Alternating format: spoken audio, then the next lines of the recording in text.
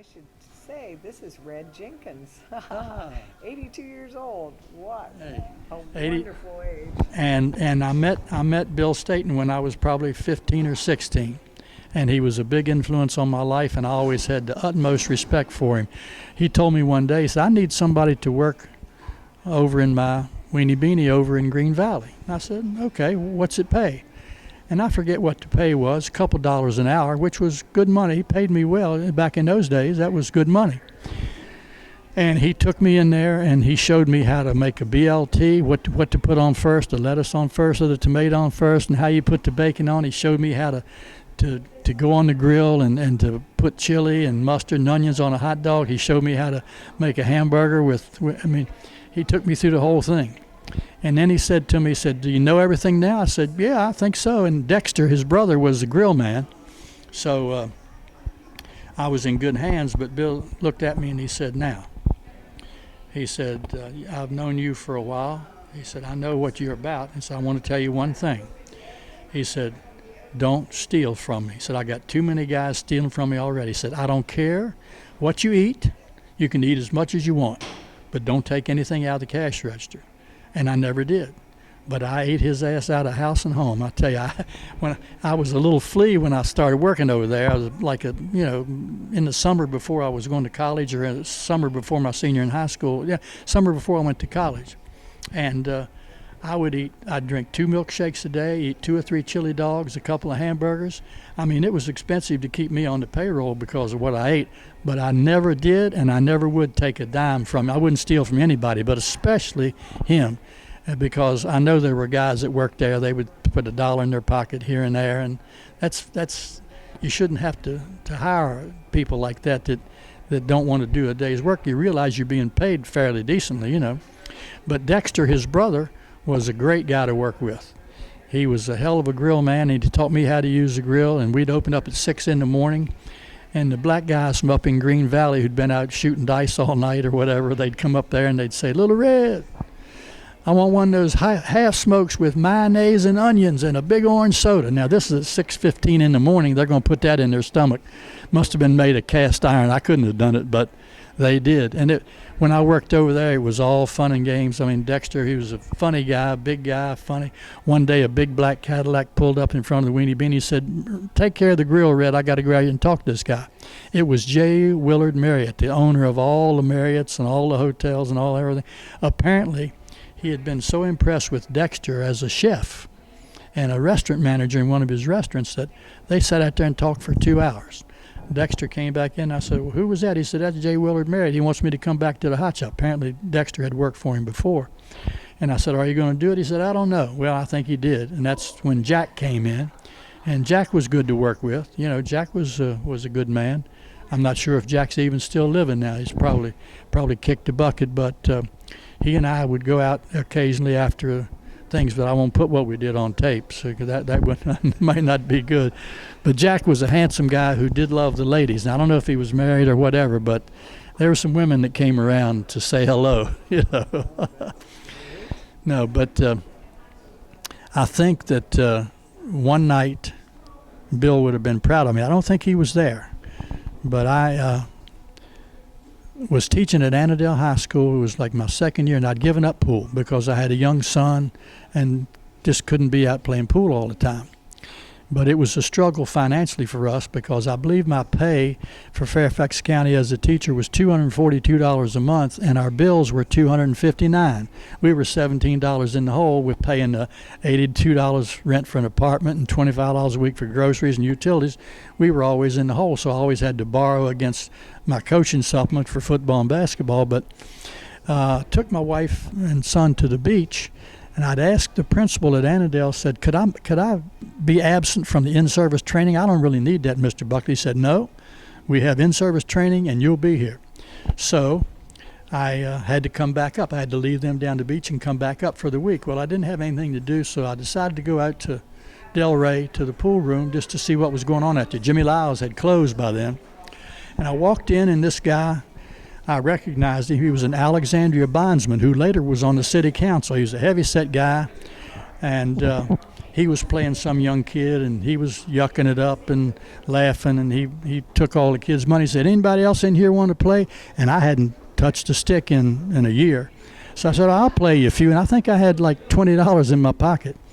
So his name was Bernard Payne. Now, his two brothers, Buddy Payne and Bobby Payne, were left-handed shooters, and Bill knew them. You know, they were good players. They couldn't beat Bill, and they couldn't beat me.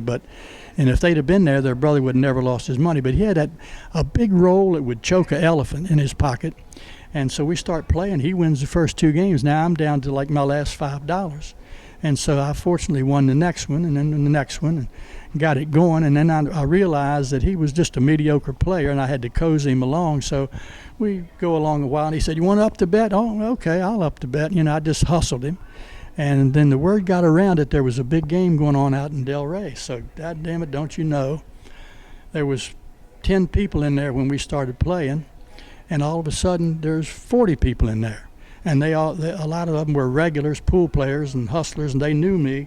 And so we're playing, and he said, you want to up the game, 20 a game? I said, yeah, let's up to 20 a game. Well, the guys on the side said, you want a side bet? I'll take 10 on that redheaded guy, and I'll take 10 on. Well, to make a long story short, I was so mad I couldn't see straight. I ended up winning about 1,900 and some, almost $2,000. But the guys betting on the side, they won almost $2,000. So basically, I took on a bunch of damn partners.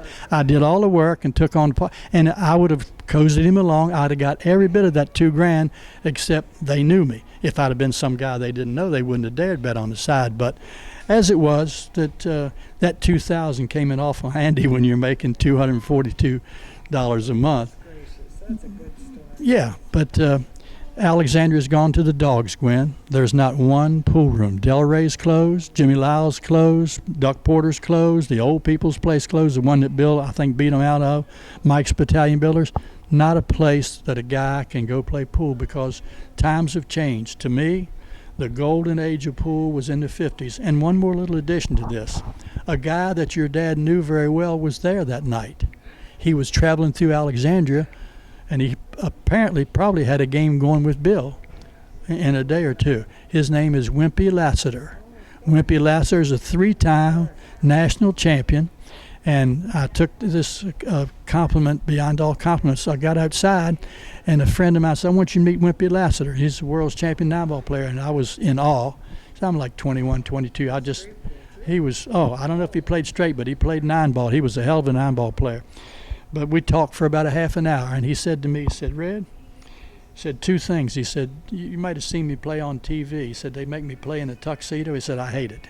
He was an old North Carolina guy from Elizabeth City, North Carolina. He had a flannel shirt on with just a crooked collar. You wouldn't know him off the street, you know.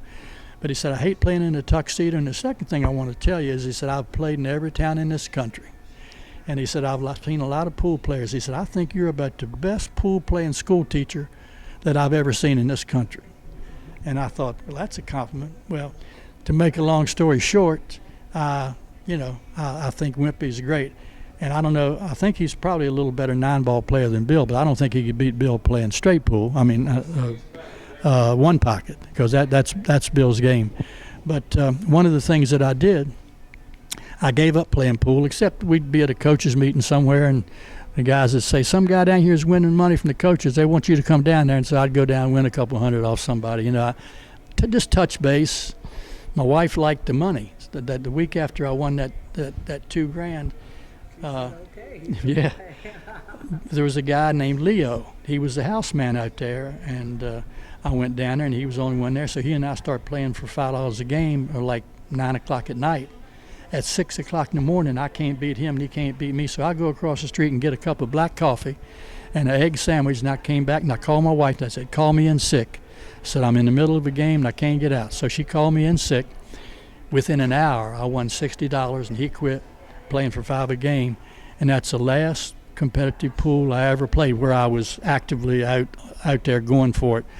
But $60 off of Leo, the house man, $60 then is like having $500 in your pocket today. You know, it's so supplementing my income a little bit. And of course, I got serious about coaching basketball, and ended up coaching 43 years, 39 years as a head coach, won 615 games, coached in every major all-star game in the country, and won all of them. I got inducted in the Washington Metropolitan Basketball Hall of Fame about 2 years ago. So I think Bill would be proud of what I accomplished in basketball too. And 3 of my players became head coaches in college. One of them is a head coach at Harvard today.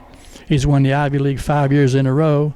And one of them was in the national finals with Augusta State Division II school. And my other guy was coached at American University for 5 years. So we had a basketball family, and at Woodson we won a lot of games, and it was that competitive spirit was really developed in the pool room, not on the basketball court. I was a very good pool player before I ever became a basketball player. And 2 things to say to end it: I spent a lot of hours in the pool room, lost a lot of little money to get good enough to win a lot of big money. And the second thing is that competitiveness and realizing how hard you have to work to be good at something. I can't imagine how many hours Bill spent in his basement perfecting those trick shots, working on his game. I mean, it's just, and so I applied that same thing I learned in the pool room to basketball as a player. I went to college. I didn't even start for my high school team, but I started lifting weights, and that summer where I ate Bill out of house and home, believe it or not, I grew 1.5 inches and gained 20 pounds that summer. All of a sudden I was 5'10.5" and had some strength and stature. So by the time I was a sophomore in college, I was one of the best players and started for my college team where I couldn't even get on the court in high school. Work ethic. Anything you want in life, you better put in just as much as you expect to get out, or it's a no-go. But I credit Bill Staton with helping me be what I am today. And I'm a hell of an old dude now, and I'm still going. I'm glad you get here, Gwen, to hear stories about your dad. That's about all I can think of right now, but the best one was the Cecil story where he hit him in the side of the head with a stick, knocked him cold. And they were standing over Cecil, and he was shaking his head. He didn't know what hit him. And Bill was gone. Bill was